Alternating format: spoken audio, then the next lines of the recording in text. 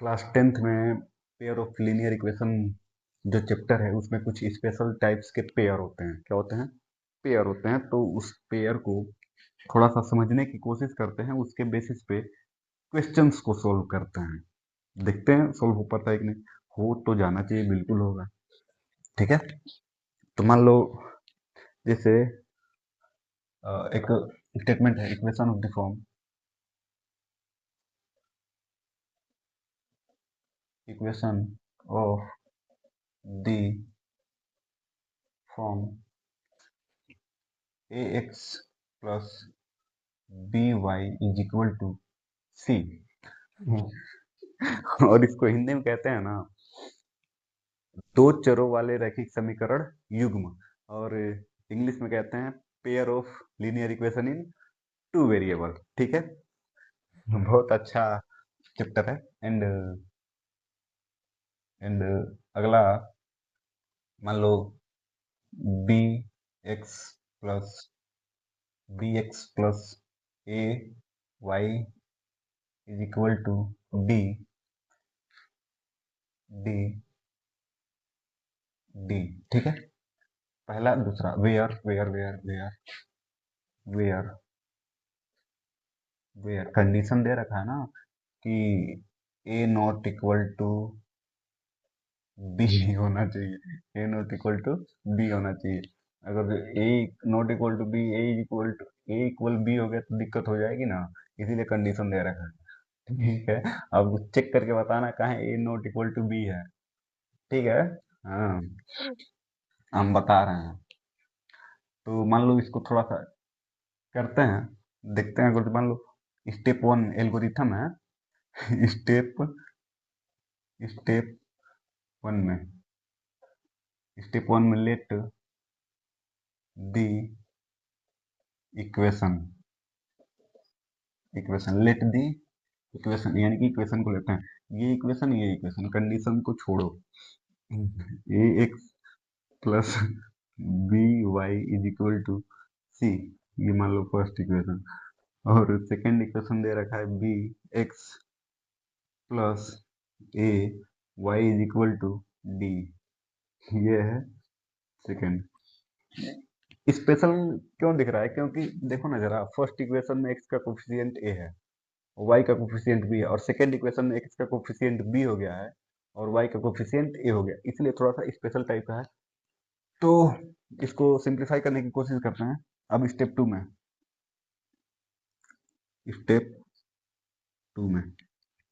Add add and subtract, then we gate.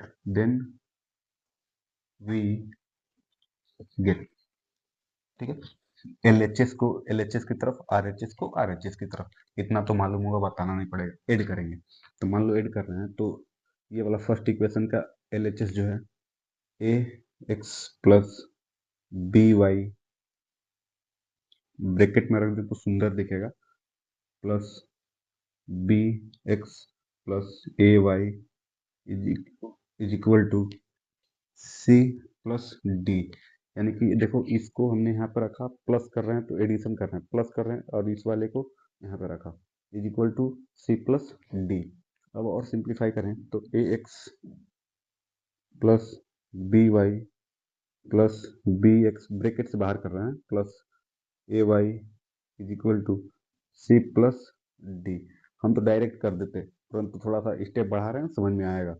अब यहाँ पे देखो, एक्स वाले को एक साथ लेते हैं, वाई वाले को एक साथ लेते हैं, तो a x plus b x plus a y plus b y is equal to C plus d. यानी कि ऊपर वाले को ऐसे लिख सकते हैं, बिल्कुल लिख सकते हैं। जब लिखते हैं तो यहाँ से एक्स कॉमन लेंगे, तो एक्स कॉमन लेते ही ए प्लस बी, अब यहाँ से प्लस का वाई कॉमन लेंगे, a plus b is equal to C plus d. यहाँ से देखो ए प्लस बी कॉमन लेंगे, ए प्लस बी कॉमन लेंगे तो x plus y is equal to C plus d. देखो, वेरिएबल वेरिएबल का सम और वेरिएबल के कोफिशिएंट का सम आपस में मल्टीप्लाई हो रखा है, और ये कांस्टेंट टर्म आपस में जुड़ ऐड हो चुका है। अब यहाँ से क्या मिल जाएगा, x plus y is equal to C plus d upon a plus b. देखो हमको x plus y is equal to C plus d upon a plus b मिला। ठीक है, अब देखो, अब हम क्या करेंगे कि अब सब्ट्रैक्ट करेंगे। क्या करेंगे? सब्ट्रैक्ट, वी गेट, सब्ट्रैक्ट करेंगे। ठीक है, तो सब्ट्रैक्ट करेंगे तो ये वाला फर्स्ट इक्वेशन और सेकेंड इक्वेशन में ही फर्स्ट इक्वेशन और सेकेंड इक्वेशन को ऐड किए हैं और first equation and second equation को सब्ट्रैक्ट करेंगे। तो a x plus b y minus b x plus a y is equal to c minus d होगा, यानी कि सी माइनस डी। देखो ठीक है ना, यानी कि फर्स्ट इक्वेशन सेकेंड इक्वेशन को ऐड किए हैं और फिर से first equation and second equation को सब्ट्रैक्ट कर रहे हैं, यानी किसको किस में से कर रहे हैं, यानी कि फर्स्ट में से सेकेंड को माइनस कर रहे हैं। ठीक है, फर्स्ट में से सेकेंड को माइनस कर रहे हैं, ध्यान रहे। अब यहाँ पे देखो a x plus b y minus b x minus a y is equal to c minus d. अब x वाले को एक तरफ, एक x वाले को एक पास, y वाले को एक पास, तो a x minus b x. अब क्या करना है, माइनस का ए वाई प्लस का b y is equal to c minus d. अब यहां से देखो x कॉमन लेंगे तो a माइनस बी। अब यहाँ पे देखो माइनस का y कॉमन लेंगे तो a minus b is equal to c minus d. कहने का मतलब ये है कि माइनस का y a में मल्टीप्लाई करेंगे तो माइनस ए वाई, माइनस का y माइनस बी में मल्टीप्लाई करेंगे तो प्लस का बी वाई। अब देखो a माइनस बी कॉमन लेते हैं तो x minus y is equal to c minus d. यहाँ पे क्या पता चल रहा है, ये पता चल रहा है कि कोफिशिएंट का डिफरेंस, मतलब कोफिशिएंट का डिफरेंस और वेरिएबल का डिफरेंस और कांस्टेंट का डिफरेंस दिख रहा है ना। अब देखो तो x minus y is equal to c minus d upon a minus b, यानी कि इस इक्वेशन से ये पता चलता है, अगर जो यहाँ पे y का कोफिशिएंट और x का कोफिशिएंट कुछ बड़ी वैल्यू दे रखी हो, ठीक है, तो इस तरह से हम क्या कर सकते हैं, x plus y is equal to C plus d upon upon a plus b, x minus y is equal to c minus d upon a minus b कर सकते हैं। तो एक एग्जाम्पल के साथ समझते हैं इसको और इसको लेके। ठीक है, तो इसको नोट करो, तब तक हम देख रहे हैं।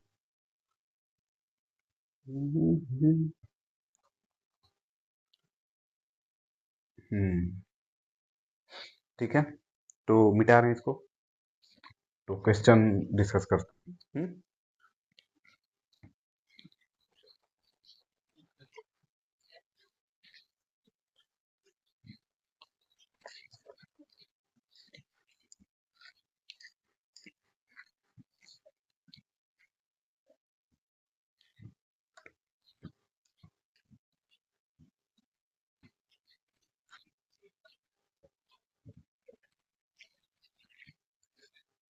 हमने जो अभी लिखा है तो उसी से हम क्या करेंगे, सोल्व करेंगे। मान लो हमने x plus y is equal to C plus d upon a plus b आया था एक, और एक दूसरा क्या आया था, x minus y is equal to c minus d upon upon a minus b आया था।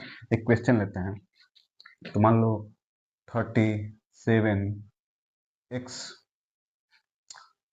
Plus 41y is equal to 70 and 41x plus 30 7y is equal to 86। देखो ये पेयर ऑफ लीनियर इक्वेशन है कि नहीं है। यहाँ से हम चाहते हैं, अगर जो चाहें तो इलिमिनेशन मेथड या सब्स्टिट्यूशन मेथड या क्रॉस मल्टीप्लिकेशन मेथड से हम एक्स और वाई की वैल्यू निकाल सकते हैं, परंतु हम इन दोनों का यूज करके एक्स और वाई की वैल्यू निकालेंगे। ठीक है, तो इसमें x का कोफिशिएंट a है, इसमें y का कोफिशिएंट b है, ये c है। ठीक है, अब यहाँ पे x का कोफिशिएंट a, y का कोफिशिएंट b और ये क्या है, d है। इस तरह से फॉर्म हो गया कि नहीं, ये देखो ये वाला इधर और ये वाला ये वाला इधर, फॉर्म हुआ कि नहीं। कोफिशिएंट इंटरचेंज हो गया कि नहीं वेरिएबल के साथ। जब इंटरचेंज हो गया तो हम कह रहे हैं कि पहला वाला लगाएंगे, पहला वाला x plus y is equal to C plus D है ना, तो सी ये है, डी ये है। 70 प्लस 86 अपॉन क्या मिलेगा, ए प्लस बी। तो ए प्लस बी क्या है, ये ए और बी, ए और बी, ये बी और ए, समझ में आ रहा है। तो ए प्लस बी यानी कि 37 प्लस 41, इसको लिखेंगे तो ये कितना हो जाएगा, ऊपर ऊपर और इधर 30 तो 100, 156 अपॉन ये नीचे 78, कट पिट जाएगा तो 7 टू जा 40, 8 टू जा 16 यानी कि 2 टाइम्स में। तो x plus y is equal to क्या मिला, 2 मिला। इसको इक्वेशन, ये फर्स्ट इक्वेशन था, ठीक है, ये सेकेंड इक्वेशन, ये थर्ड इक्वेशन है, थर्ड इक्वेशन। अब देखो, अब ये वाला यूज करेंगे, तो यूज करेंगे तो यहाँ पे करते हैं, यहाँ पे तो x माइनस वाई तो लिखेंगे ही, x माइनस वाई लिखेंगे। अब c माइनस डी यानी कि c ये है, d ये है, 70 माइनस 86 अपॉन, देखो a b और ये क्या था, b a, तो a माइनस b करना है, तो 37 माइनस 41, अब क्या मिल जाएगा हमको, माइनस का 16 और नीचे नीचे माइनस का 4 मिलेगा, तो ये कैंसिल आउट होके आ जाएगा 4, यानी कि x minus y is equal to 4 मिला। तो ये इक्वेशन 4 नाम दे देते हैं। हाँ 4, कौन सा, 4 इक्वेशन। तो हम ये कह सकते हैं कि from equation third and fourth we get, from equation third and fourth we get, यानी कि पहले मतलब तीसरे और चौथे इक्वेशन से हमको क्या मिलेगा, तीसरा इक्वेशन ये है, चौथा इक्वेशन ये है। अब ऐड करने पे, तो ऐड करेंगे तो y कैंसिल आउट हो जाएगा, तो 2x, यानी कि पहले इक्वेशन को लिख दे क्या, तब अच्छे से समझ में आएगा।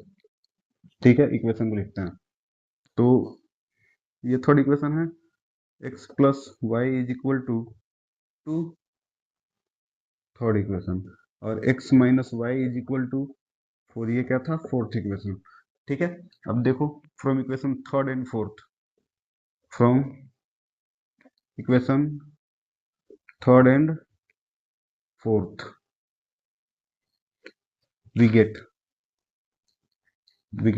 यानी कि x y प्लस का माइनस का कैंसिल आउट, तो 2x इज इक्वल टू 6, तो x is equal to what, 3, x की वैल्यू कितनी मिली, 3 मिली। अब यहाँ से x की वैल्यू उठाकर तीसरे इक्वेशन में पुट करेंगे तो y की वैल्यू क्या मिल जाएगी, यानी कि तीसरा इक्वेशन क्या था, यहाँ पे पुट करेंगे तो x के जब 3 रखना है, 3 plus y is equal to 2, तो y इज इक्वल टू -1।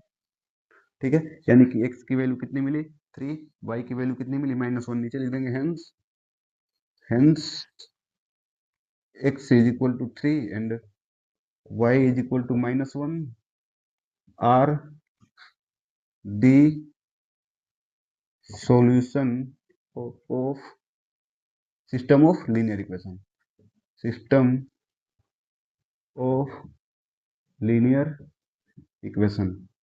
ठीक है, तो अगर जो मान लो एक्स और वाई की वैल्यू हमने ऐसे निकाला, x is equal to 3, y is equal to -1 ऐसे निकाला, अगर जो यहाँ पे तीनों मेथड में से किसी एक मेथड का यूज करते, तब भी x is equal to 3, y is equal to -1 आता। तीनों मेथड कौन सा? Substitution method, elimination method, cross multiplication method. Hindi में कहते हैं प्रतिस्थापन विधि, विलोपन विधि, ब्रज गुणन विधि। ठीक है, तो आज के लिए इतना ही काफी है। फिर से मिलते हैं अगले वीडियो में नए क्वेश्चन के साथ। Thank you so much.